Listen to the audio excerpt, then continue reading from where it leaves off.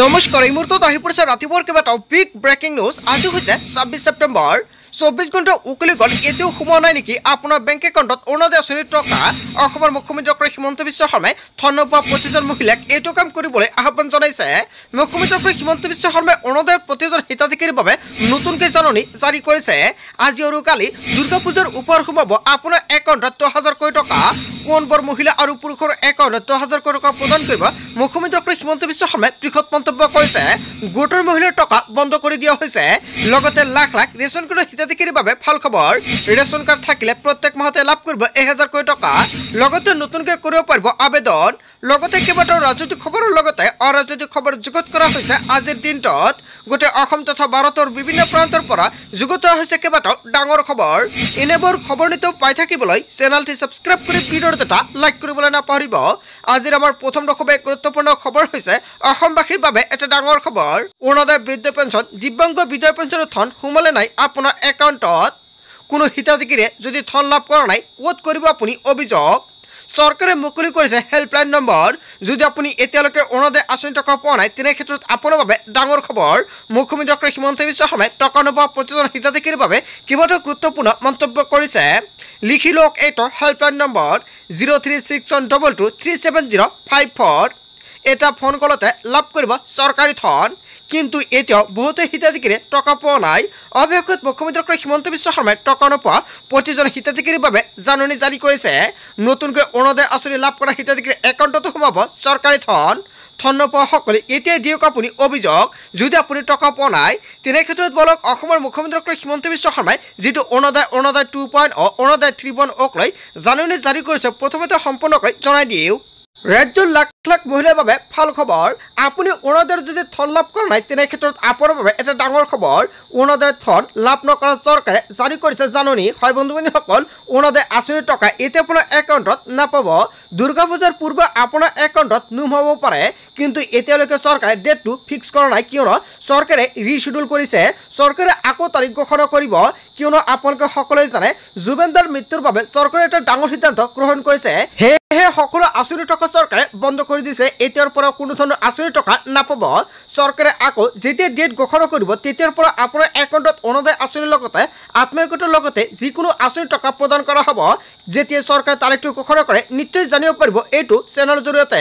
তাৰ বাবে সকলোৱে চেনেলটি ছাবস্ক্ৰাইব কৰি দিব আৰু আজিৰ ভিডিঅ'টো সকলোৱে বেছি বেছিকৈ শ্বেয়াৰ কৰি দিব, যাতে অৰুণোদয়ৰ প্ৰতিজন হিতাধিকাৰীয়ে জানিব পাৰে।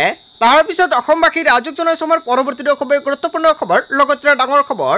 জিলাই জিলাই বিতৰণ হৈ আছে লাখপতি বাইদেউৰ 10,000 টকা। সাজু হওক টকা ল'বলৈ মহিলাসকল। 26 ছেপ্টেম্বৰত হাজাৰ মহিলাৰ একাউণ্টত 10,000 টকা প্ৰদান কৰিব বুলি উল্লেখ কৰিছিল মুখ্যমন্ত্ৰী ডক্টৰ হিমন্ত বিশ্ব শৰ্মাই। অৱশেষত মুখ্যমন্ত্ৰী ডক্টৰ হিমন্ত বিশ্ব শৰ্মাই গোটৰ মহিলাৰ বাবে জাননী জাৰি কৰিছে। এতিয়াৰ পৰা কোনো ধৰণৰ টকা প্ৰদান নকৰে চৰকাৰে। জুবেন দাৰ মৃত্যুৰ বাবে চৰকাৰে নতুন তাৰিখ ঘোষণা কৰিব আৰু নতুনকৈ সভাপতি প্ৰতিগৰাকী মহিলাক 10,000 টকাৰ চেক প্ৰদান কৰিব। চৰকাৰে 10,000 টকাক লৈ কেইবাটাও গুৰুত্বপূৰ্ণ সিদ্ধান্ত গ্ৰহণ কৰিছে। আজি হৈছে 26 ছেপ্টেম্বৰ। আজি জুনৰ মহিলাক 10,000 টকা প্ৰদান কৰিব বুলি মন্তব্য কৰিছিল, কিন্তু চৰকাৰে এই টকা প্ৰদান নকৰে। লগতে 27 ছেপ্টেম্বৰত তিনিচুকীয়াৰ মহিলাক 10,000 টকা দিব বুলি উল্লেখ কৰিছিল। 28 ছেপ্টেম্বৰত ৰংহাঙৰ মহিলাই 10,000 টকা পাব বুলি মুখ্যমন্ত্ৰী ডক্টৰ হিমন্ত বিশ্ব শৰ্মাই মন্তব্য কৰিছিল, কিন্তু জুবেন দাৰ মৃত্যুৰ কাৰণে সকলোকেইটা আঁচনিৰ টকা বন্ধ কৰি দিয়া হৈছে। চৰকাৰে আকৌ নতুনকৈ সভা পাতিব আৰু সভাৰ জৰিয়তে আপোনাৰ একাউণ্টত 10,000 টকা প্ৰদান কৰা হ'ব। কিন্তু কেতিয়া চৰকাৰে সভা পাতিব, নিশ্চয় যেতিয়া চৰকাৰৰ ফালৰ পৰা ডেটটো ঘোষণা কৰে জানিব পাৰিব এইটো চেনেলৰ জৰিয়তে। তাৰপিছত অসমবাসী ৰাজক জনাইছো আমাৰ পৰৱৰ্তী খুবেই গুৰুত্বপূৰ্ণ খবৰ, লগতে ডাঙৰ খবৰ। দুৰ্গা পূজাৰ সমিতিলৈ ৰাজ্য চৰকাৰৰ তৰফৰ পৰা কেইবাটাও গুৰুত্বপূৰ্ণ সিদ্ধান্ত গ্ৰহণ কৰিছে। হয় বন্ধু বান্ধৱীসকল, ৰাজ্য চৰকাৰৰ তৰফৰ পৰা সাহায্য ঘোষণা কৰিছে। 10,000 টকা প্ৰদান কৰা হ'ব প্ৰতিখন পূজা কমিটিক। এইমাত্ৰ অসমৰ মুখ্যমন্ত্ৰী ডক্টৰ হিমন্ত বিশ্ব শৰ্মাই কেবিনেট বৈঠকৰ পৰা কেইবাটাও গুৰুত্বপূৰ্ণ সিদ্ধান্ত গ্ৰহণ কৰিছে। 7,817খন পূজা কমিটিক প্ৰদান কৰা হ'ব এই ধনৰাশি। 26 আৰু 27 ছেপ্টেম্বৰত বিতৰণ কৰা হ'ব 10,000 টকা। হয় বন্ধু বান্ধৱীসকল, এটা ডাঙৰ খবৰ আহি পৰিছে। আজিৰ ভিডিঅ'টো সকলোৱে বেছি বেছিকৈ শ্বেয়াৰ কৰি দিয়ক। আজি আৰু কাইলৈ চৰকাৰে প্ৰদান কৰিব 10,000 টকা পূজা কমিটিক, আৰু এই টকা ল'বলৈ সকলোৱে সাজু হওক। তাৰপিছত অসমবাসী ৰাজক জনাইছো আমাৰ পৰৱৰ্তী খুবেই গুৰুত্বপূৰ্ণ খবৰ, লগতে ডাঙৰ খবৰ। ফেষ্টিভেল মহন্তৰ ঘৰত ওলাইছে বান্দিলে বান্দিলে টকা। SITৰ অভিযানত উদ্ধাৰ হৈছে ধনৰাশি। বৃহৎ সংখ্যক ধন ওলাইছে। হয় বন্ধু বান্ধৱীসকল, এটা বিগ আপডেট আহি পৰিছে। বৰ্তমানলৈকে জানিব পৰা হোৱা নাই কিমান টকা ওলাইছে। আজি গ্ৰেপ্তাৰ হ'ব পাৰে শ্যামকানু মহন্ত। ফেষ্টিভেল মহন্তৰ ঘৰত ওলাইছে বান্ডিলে বান্ডিলে টকা, কিন্তু কিমান টকা ওলাইছে এতিয়ালৈকে খবৰ পোৱা হোৱা নাই। খবৰটো পালে নিশ্চয় জনাই দিম। তাৰপিছত অসমবাসী ৰাজক জনাইছে আমাৰ পৰৱৰ্তী খবৰ, গুৰুত্বপূৰ্ণ খবৰ, লগতে ডাঙৰ খবৰ।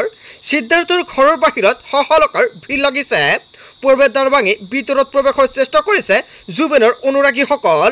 হয় বন্ধু বান্ধৱীসকল, এটা ডাঙৰ খবৰ আহি পৰিছে। উপস্থিত হৈছে বিৰলাচি থানা। বিৰলাচি থানা উপস্থিত হোৱাৰ পিছতে উত্তপ্ত পৰিস্থিতিৰ সৃষ্টি হৈছে। ফ্লেটৰ তৃতীয় মহলত সিদ্ধাৰ্থৰ আত্মগোপনৰ খবৰ পোৱা গৈছে। সিদ্ধাৰ্থক ৰাইজক গোটাই দিয়াৰ দাবীত উত্তপ্ত পৰিস্থিতি। উত্তেজিত হৈ পৰিছে জুবেন গাৰ্গৰ অনুৰাগীসকল। CIDয়ে সিদ্ধাৰ্থৰ ঘৰত চলাই আছে অভিযান। অভিযানৰ সময়ত উত্তপ্ত পৰিস্থিতিৰ সৃষ্টি হৈছে। মানপৰাই শিলপুৰ ফ্লেটৰ ভিতৰত প্ৰৱেশৰ চেষ্টা অনুৰাগীৰ। সিদ্ধাৰ্থৰ ঘৰৰ বাহিৰত সহলোকৰ ভিৰ লাগিছে। তাৰপিছত অসমবাসী ৰাজক জনাইছে আমাৰ পৰৱৰ্তী খবৰ, গুৰুত্বপূৰ্ণ খবৰ, লগতে ডাঙৰ খবৰ। আজি গুৱাহাটীলৈ যোৱাৰ কথা আছিল শ্যামকানু মহন্তৰ। অৱশেষত শ্যামকানু মহন্তই মুখ খুলিছে। শ্যামকানু মহন্তই কি মন্তব্য কৰিছে সবিস্তাৰে জনাই আছো। আজি গুৱাহাটীলৈ যোৱাৰ কথা আছিল শ্যামকানু মহন্তৰ। ৰাইজে আহিলে মাৰিব বুলি ধমক দিয়াত যাবলৈ সাহস হোৱা নাই বুলি মন্তব্য কৰিছে শ্যামকানু মহন্তই। TRPৰ আশাত আমাক দোষী সজোৱা হৈছে। জুবিনে ব্ৰাণ্ড এম্বেচাডৰ হিচাপে আমাক গাইড কৰিছিল। ছিংগাপুৰলৈ নিজে যাম বুলি কৈছিল জুবিনে। জুবিন গাৰ্গক আমি মততো পাপ হ'ব নোৱাৰে। উত্তৰ পূৰ্বৰ ডাঙৰ শিল্পী হিচাপে আমি তেওঁক মাতিবই লাগিব। অসুস্থ দেহাৰে জুবিনক আনিছোঁ বুলি অপপ্ৰচাৰ চলাইছোঁ বুলি মন্তব্য কৰিছে শ্যামকানু মহন্তই। ছিংগাপুৰৰ পঞ্চতাৰকা পেন পেচিফিক হোটেলত আছিল জুবিন। আৰু 19 তাৰিখ 3:30 বজাত জুবিনৰ মৃত্যুৰ খবৰ পাইছিলোঁ। জুবিনৰ মৃত্যুৰ পাছতে সেইদিনা অনুষ্ঠান বাতিল কৰিছিলোঁ আমি। অৱশেষত মুখ খুলিলে শ্যামকানু মহন্তই। হয় বন্ধু বান্ধৱীসকল, শ্যামকানু মহন্তই কেইবাটাও গুৰুত্বপূৰ্ণ মন্তব্য কৰিছে। প্ৰাণৰ ভয়ত গুৱাহাটীলৈ অহা নাই বুলি মন্তব্য কৰিছে শ্যামকানু মহন্তই। আজি গুৱাহাটীলৈ যোৱাৰ কথা আছিল, তথাপিও শ্যামকানু মহন্তই নাহিলে। আৰু শ্যামকানু মহন্তই এনেকুৱাকৈ কেইবাটাও গুৰুত্বপূৰ্ণ মন্তব্য কৰিছে সংবাদমেল পাতি। তাৰপিছত অসমবাসী ৰাজক জনাইছে আমাৰ পৰৱৰ্তী খবৰ, গুৰুত্বপূৰ্ণ খবৰ, লগতে ডাঙৰ খবৰ। গড়ৰ পৰা চচুৰাই লৈ যোৱা হ'ল শেখৰজ্যোতি গোস্বামীক। এই মুহূৰ্তত অসমবাসী ৰাজক জনাইছোঁ আন এটা বিগ ব্ৰেকিং নিউজ। শেখৰক লগত লৈ তদন্ত আৰম্ভ কৰিছে SITৰ দলে। শেখৰক ঘৰৰ পৰা ওপৰৰ অন্য এটা কোঠালৈ লৈ যোৱা হ'ল। আৰু এইটো কোঠাতে জুবিন গাৰ্গে গানৰ আখৰা লিখিছিল। শেখৰক লগত লৈ তদন্ত আৰম্ভ কৰিছে SITৰ দলে। ঘৰৰ পৰা চুচুৰাই লৈ যোৱা হ'ল শেখৰজ্যোতি গোস্বামীক। তাৰপিছত অসমবাসী ৰাজক জনাইছে আমাৰ পৰৱৰ্তী খবৰ, গুৰুত্বপূৰ্ণ খবৰ, লগতে ডাঙৰ খবৰ। জুবিনক তিলকৈ মৃত্যুৰ মুখলৈ ঠেলি দিয়া কোনো হাৰি নাযাব। অসমৰ মুখ্যমন্ত্ৰী ডক্টৰ হিমন্ত বিশ্ব শৰ্মাই হুংকাৰ প্ৰদান কৰিছে। 10ৰ পৰা 15 দিনে সকলো জল্পনা কল্পনা শেষ হৈ পৰিব, কিয়নো জল পট হৈ ওলাই পৰিব বুলি মন্তব্য কৰিছে মুখ্যমন্ত্ৰী ডক্টৰ হিমন্ত বিশ্ব শৰ্মাই। শেখৰ গোস্বামী, সন্দীপন গাৰ্গ আৰু সঞ্জীৱ নাৰায়ণ কেৱল এয়াই নহয়, চৰকাৰৰ ফালৰ পৰা কেইবাটাও গুৰুত্বপূৰ্ণ মন্তব্য কৰিছে। নিশিতা গোস্বামী, অমৃত প্ৰভা মহন্ত সকলোকে 48 ঘণ্টাকৈ জেৰা চলোৱা হ'ব। ছিংগাপুৰৰ আছাম ছ'চাইটিৰ এজনৰ লগ হাৰি নাযাব বুলি মন্তব্য কৰিছে মুখ্যমন্ত্ৰী ডক্টৰ হিমন্ত বিশ্ব শৰ্মাই। সকলোৰ বিৰুদ্ধে কৰা হ'ব তদন্ত। অতি সূক্ষ্মভাৱে তদন্ত হ'ব জুবিন গাৰ্গৰ ঘটনাৰ। আদালতক সন্তুষ্ট কৰিব পৰাকৈ কাম কৰিব SITয়ে। SITৰ কাম কাজত সন্তুষ্ট নহ'লে CBIক দিয়া হ'ব তদন্তৰ দায়িত্ব। জুবিন গাৰ্গৰ মৃত্যুৰ তদন্তক লৈ অসমৰ মুখ্যমন্ত্ৰী ডক্টৰ হিমন্ত বিশ্ব শৰ্মাই বৃহৎ মন্তব্য কৰিছে। তাৰপিছত অসমবাসী ৰাজক জনাইছে আমাৰ পৰৱৰ্তী খবৰ, গুৰুত্বপূৰ্ণ খবৰ, লগতে ডাঙৰ খবৰ। জুবিন দাক লুটি-পুটি খাইছে সিদ্ধাৰ্থই। হয় বন্ধু বান্ধৱীসকল, আন এটা ডাঙৰ খবৰ পোহৰলৈ আহি পৰিছে। সিদ্ধাৰ্থ শৰ্মাৰ ব্যৱহাৰ বহুত বেয়া। কোনেও ভাল নাপায় সিদ্ধাৰ্থ শৰ্মাক। প্ৰতি বছৰে বিহুত দামী গাড়ী কিনে মেনেজাৰ সিদ্ধাৰ্থে। এখন চাইকেল লৈ অহা সিদ্ধাৰ্থে আজি কোটি কোটি টকাৰ মালিক। জুবিন দাৰ টকাৰে গাড়ী কিনে জুবিন দাকে ভাড়া দিছিল। জুবিন দাৰ আগত আমাক ভালকৈ কথা কয়, কিন্তু দাদাক গুচি যোৱাৰ লগে লগে কুকুৰৰ দৰে ব্যৱহাৰ কৰে বুলি মন্তব্য কৰিছে। সিদ্ধাৰ্থ এজন অভদ্ৰ মানুহ বুলি সকলোৱে জানে। বিস্ফোৰক অভিযোগ তুলিছে জুবিন গাৰ্গৰ 2 সহ কণ্ঠশিল্পীৰ। তাৰপিছত অসমবাসী ৰাজক জনাইছে আমাৰ পৰৱৰ্তী খবৰ, গুৰুত্বপূৰ্ণ খবৰ, লগতে ডাঙৰ খবৰ। যিকোনো মুহূৰ্তত গ্ৰেপ্তাৰ হ'ব পাৰে শ্যামকানু মহন্ত আৰু সিদ্ধাৰ্থ শৰ্মা। শ্যামকানু মহন্ত আৰু সিদ্ধাৰ্থ শৰ্মাৰ বিৰুদ্ধে অভিযান আৰম্ভ হৈ পৰিছে। ক'তো লুকাই থাকিব নোৱাৰিব শ্যামকানু মহন্ত আৰু সিদ্ধাৰ্থে।